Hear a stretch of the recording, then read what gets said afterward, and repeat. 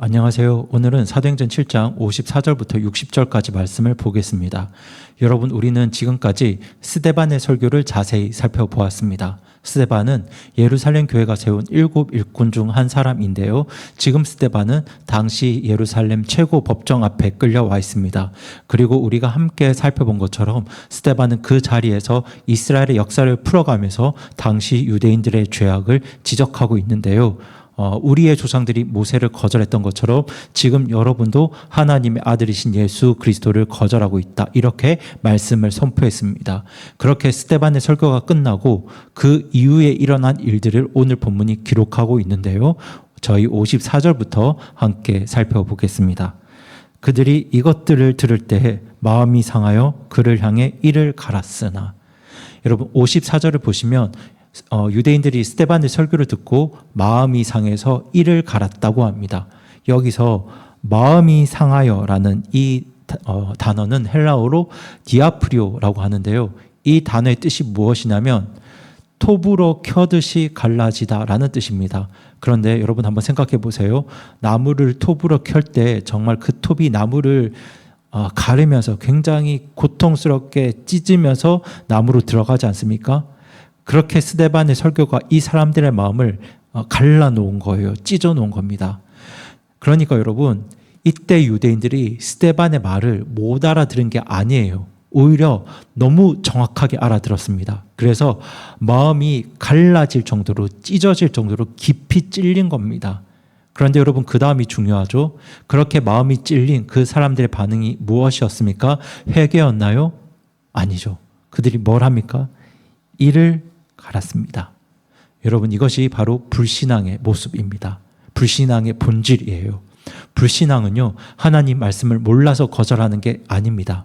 하나님 말씀이 안 들려서 거절하는 게 아니에요. 오히려 너무 정확하게 들었기 때문에, 그 말씀이 너무 정확하게 나를 찔렀기 때문에 거기서 돌아서기는 싫고 회개하기는 싫고, 그래서 이를 가는 것입니다. 그런데 여러분, 오늘 우리는 어떤가요? 우리도 그럴 때가 있습니다. 하나님 말씀이 우리 마음을 찌를 때가 있어요. 설교를 듣다가 마음이 찔리고, 성경을 읽다가 갑자기 말씀 한 구절이 화살처럼 내 마음에 박히고, 기도하다가 어떤 생각이 자꾸 떠올라서 내 마음을 부담스럽게 할 때, 여러분, 그 찔림을 회개로 받지 않으면 우리는 결국 그 말씀을 향해 이를 가는 사람이 됩니다. 그렇게 찔림이 회개가 되지 않으면 그 찔림은 분노가 되어버려요. 여러분, 그렇게 분노로 이를 가는 것으로 반응하는 여러분이 되지 않기를 바랍니다. 하나님 말씀이 나를 찌르면 우리는 그 앞에서 회개하는 하나님의 자녀가 되어야 할 줄로 믿습니다. 그럼 이어지는 55절, 56절 말씀 보겠습니다.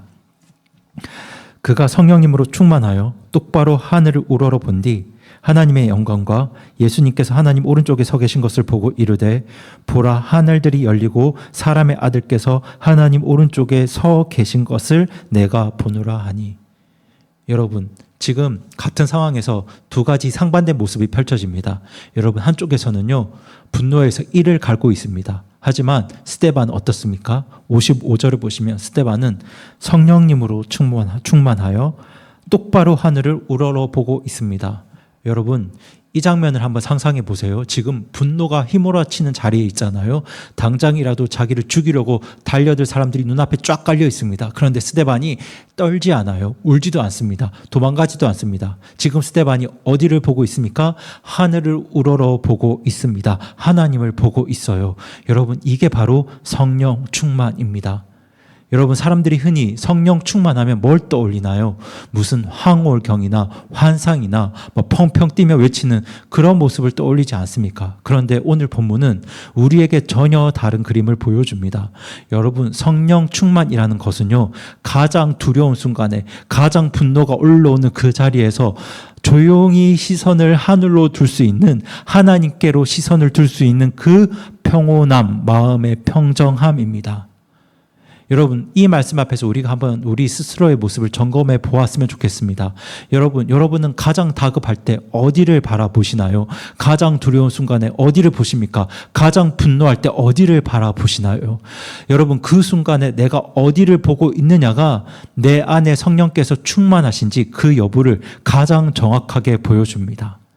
그런데 여러분 이제 56절을 보시면 스데반이 더 놀라운 모습을 보게 되는데요. 여러분 56절을 보시면은 하늘들이 열렸을 때 사람의 아들 예수님께서 하나님 오른쪽에 서 계십니다. 예수님께서 서 계신 것을 스데반이 보고 있습니다. 여러분 여기서 예수님이 서 계셨다. 이 표현에 주목해 주시기 바랍니다. 여러분 신약 성경 거의 모든 본문에서 예수님은 하나님 오른쪽에 앉아 계시는 것으로 묘사됩니다. 사실 이 표현은 시편 110편 1절 말씀의 성취인데요. 시편 110편 1절 말씀은 내가 내 원수들을 내 발받침으로 둘 때까지 너는 내 오른쪽에 앉아 있으라 이렇게 말씀하고 있습니다. 그런데 사도행전 7장 오직 이 본문에서만 예수님이 서 계신다라고 말씀하고 있어요. 여러분 지금 무슨 일이 일어난 건가요? 무엇 때문에 앉아 계셔야 할 예수님이 자리에서 일어나셨을까요? 사실 저는 이 장면을 볼 때마다 참 가슴이 뜨거워지는데요. 사람들에게 거절당하시고 그렇게 사람들로부터 죽임당하셨던 예수님께서 지금 자기처럼 거절당하고 자기처럼 죽임당하는 그 신실한 자기 종을 맞이하시려고 자리에서 벌떡 일어나신 겁니다. 그러니까 여러분 스데반이 본 예수님은요, 자기 종을 안아주시려고 두 팔을 벌려 일어서 계신 따뜻한 모습의 예수님이세요. 그래서 지금 여기서 예수님이 사람의 아들로 불리십니다. 여러분 물론 다니엘서에서는 짐승의 나라의 군주에 대비되는 어떤 하나님 나라의 왕을 묘사하기 위해서 예수님을 사람의 아들로 묘사하고 있는데요. 그렇게 짐승의 나라와 사람의 아들을 대비하고 있는데 이 호칭은 예수님께서 지상에서 사역하실 때 가장 즐겨 쓰셨던 호칭입니다. 여러분 이게 무슨 뜻이냐 하면 나는 사람의 모든 연약함을 아는 자다. 나도 너처럼 살아봤고 나도 너처럼 아파봤다 이런 의미입니다. 그러니까 이게 얼마나 위로가 되는 말씀이겠습니까? 지금 스데반이 보고 있는 예수님은요, 어렵고 멀고 차가운 하나님이 아니에요. 내 연약함을 아시고 나의 두려움을 아시고 나처럼 거절당해 보셨고 나처럼 고통당해 보셨고 나처럼 죽임당하신, 그래서 지금 나를 맞이하려고 자리에 벌떡 일어서 계신 그 사람의 아들 예수님을 지금 스데반이 보고 있습니다. 저는 참 이 말씀을 볼 때마다 마음이 벅차고 따뜻해집니다. 그럼 이어지는 57절 58절 말씀 보겠습니다. 그때 그들이 큰 소리를 지르며 자기 귀를 막고 한 마음으로 그에게 달려들어 도시 밖으로 그를 던지고 그를 돌로 쳤는데 증인들이 자기들의 옷을 사울이라는 이름을 가진 젊은이의 발 앞에 두었더라. 여러분 이제 유대인들의 반응이 이어집니다. 57절을 보시면 그들이 큰 소리를 지르면서 자기 귀를 막고 한 마음으로 그에게 스데반에게 달려듭니다. 여러분 이 사람들이 왜 큰 소리를 질렀을까요? 왜 큰 소리를 지를까요? 스데반의 말을 묻고 싶은 거예요. 왜 길을 막았을까요? 스데반의 설교를 더 이상 듣고 싶지 않은 겁니다. 여러분 이게 지금 무엇을 의미합니까? 토론, 이성, 들을 마음 다 사라졌다는 겁니다. 여러분 바로 앞 51절에서 스데반이 이들을 향해서 뭐라고 했는지 기억하시죠? 목이 뻣뻣하고 마음과 귀에 할례받지 않는 자들아, 너희는 마음과 귀에 할례받지 못한 사람들이다. 그런데 지금 그 스데반의 말이 그대로 이 사람들의 행동으로 다 드러나고 있습니다. 귀를 막고 스데반에게 달려들어서 그를 도시 밖으로 던지고 돌로 칩니다. 스데반을 돌로 칩니다. 죽일 이유가 없는 사람들을 지금 죽이려고 합니다. 여러분 불신앙이 이렇게 무서워요. 여러분 불신앙은요, 처음에는 그저 비웃음, 조롱으로 시작합니다.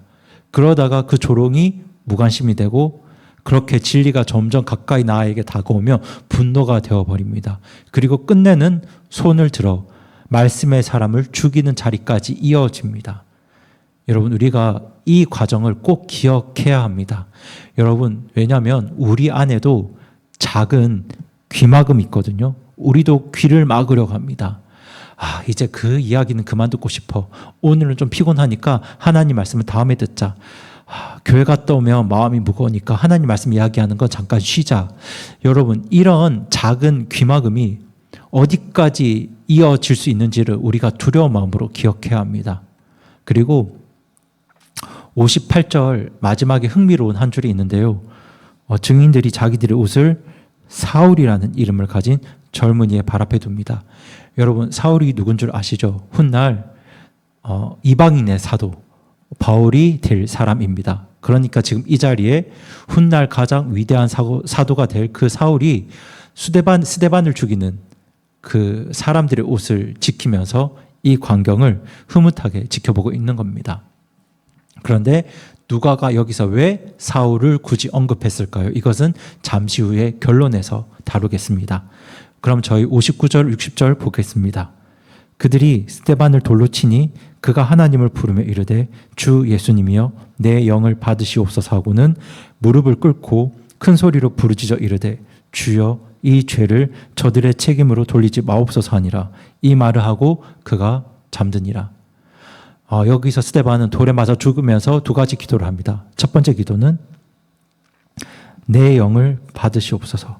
주 예수님이여 내 영을 받으시옵소서. 여러분, 이 기도가 누구의 기도와 닮아 있습니까? 네, 예수님의 기도와 닮아 있습니다. 예수님께서 십자가 위에서 마지막으로 뭐라고 기도하셨나요? 아버지여 내 영혼을 아버지의 손에 부탁하나이다. 그런데 여러분, 이 두 기도를 자세히 보시기 바랍니다. 스데반은 자기 몸이 아니라 자기 영혼을 예수님께 부탁합니다. 의뢰합니다. 예수님도 자기 영혼을 아버지 하나님께 의뢰합니다. 여러분, 이것이 바로 그리스도인이 죽음을 바라보는 시선입니다. 여러분, 세상 사람은요, 몸이 다라고 생각합니다. 그러니까 몸이 죽으면 다 끝난 거라고 생각합니다. 그래서 죽음이 그렇게 무서운 겁니다. 하지만 그리스도인은 다릅니다. 그리스도인은 지금 당장 몸이 죽어도 영원히 하나님께로 돌아간다는 걸 압니다. 그리고 훗날 예수님이 다시 오시면 우리의 몸이 부활할 것도 확실히 믿고 있습니다. 그래서 지금 스데반은 돌에 맞아 죽어가고 있는 순간에도 영혼을 예수님께 맡기면서 평안할 수 있는 겁니다. 지금 스데반의 영혼은요, 일어서서 스데반을 맞이하려고 두 팔로 스데반을 맞이하고 계신 그 예수님 품으로 들어가는 죽음이거든요. 그래서 스데반이 지금 평안할 수 있는 거예요. 이게 바로 그리스도인의 죽음입니다. 그리고 두 번째 기도는 60절에 나와 있습니다. 주여 이 죄를 저들의 책임으로 돌리지 마옵소서. 여러분, 이 기도도 누구의 기도가 닮아 있습니까? 네, 예수님의 기도와 닮아 있습니다. 예수님께서도 십자가 위에서 자기를 못 박는 군인들을 보시면서 뭐라고 기도하셨나요? 아버지여 저들을 사하여 주옵소서. 저들은 자기가 하는 일을 알지 못합니다. 지금 스데반도 예수님처럼 자기에게 돌을 던지는 사람들을 위해서 무릎을 꿇고 기도하고 있습니다. 여러분, 이게 성령 충만한 사람의 모습입니다. 자기를 죽이려는 자를 향해서도, 아니 죽이는 자들을 향해서도 용서를 구할 수 있는 사람. 이게 성령 충만한 사람이에요. 그리고 오늘 본문은 이 스데반의 마지막을 이렇게 기록하고 있습니다. 이 말을 하고 그가 잠드니라. 잠들었습니다. 여러분, 그리스도인에게 죽음은 끝이 아니에요. 잠시 눈을 감는 일입니다. 잠드는 일입니다. 여러분, 세상 사람들의 죽음은 비명이에요. 그것이 끝이기 때문입니다. 하지만 그리스도인의 죽음은 잠듦입니다. 그렇게 오늘 본문은 스데반의 죽음을, 스데반의 잠듦을 기록하고 있지만 거기서 이야기가 끝나지 않습니다. 제가 좀 전에 미뤘던 사울 이야기로 돌아가 보겠습니다. 스데반이 마지막 순간에 뭐라고 기도했습니까? 주여 이 죄를 저들의 책임으로 돌리지 마옵소서.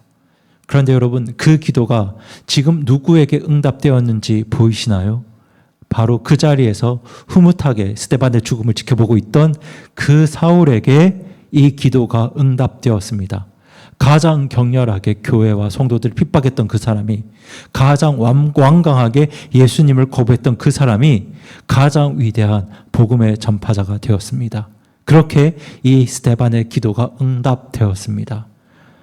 여러분, 이 스데반의 설교의 흐름이, 그리고 오늘 본문에까지 흐름이 여러분 보이시나요? 거절당한 모세 위에서 출애굽 구원 사건이 일어났고요. 거절당하신 예수님 위에서 모든 사람이 구원받는 은혜의 구속사역이 이루어졌습니다.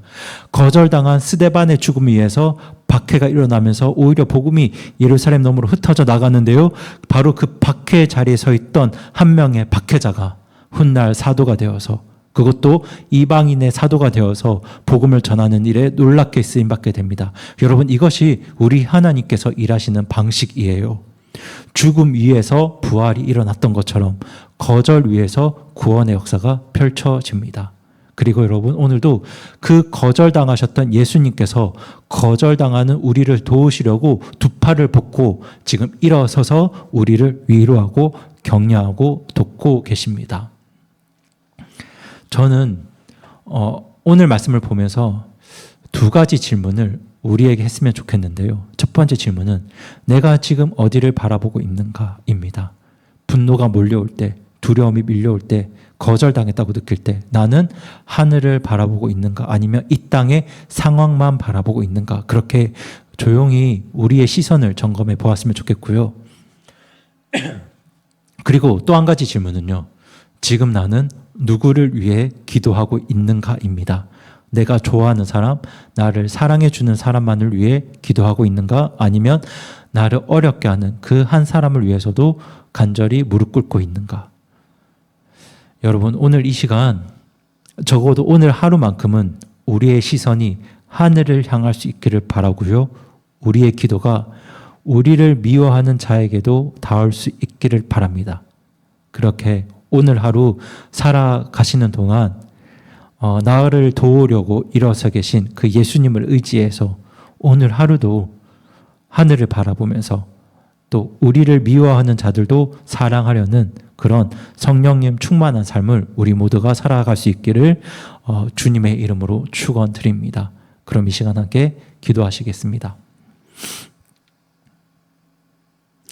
살아계신 하나님 아버지, 오늘 스데반의 마지막을 통해서 하나님께서 우리에게 보여주시려고 했던 그 모든 말씀들 저희들이 되돌아보게 됩니다. 주님, 저희는 정말 하나님의 말씀이 우리의 마음을 찌를 때 회개하기보다 분노로 반응했던 적이 많았던 사람들 같습니다.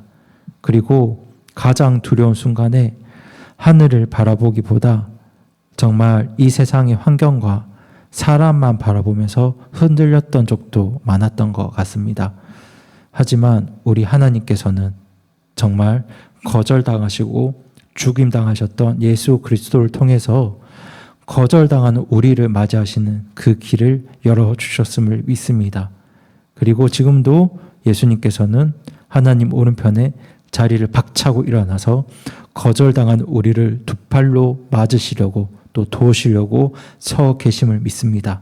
그러니 주님, 오늘도 우리의 시선을 예수님께로 향하게 하시고 오늘 우리의 기도가 우리를 미워하는 자에게도 닿게 하셔서 그렇게 거절 위에 구원을 세우시고 죽음 위에 부활을 일으키시는 그 하나님의 방식 안에서 오늘 우리의 삶을 살아가게 도와주시옵소서.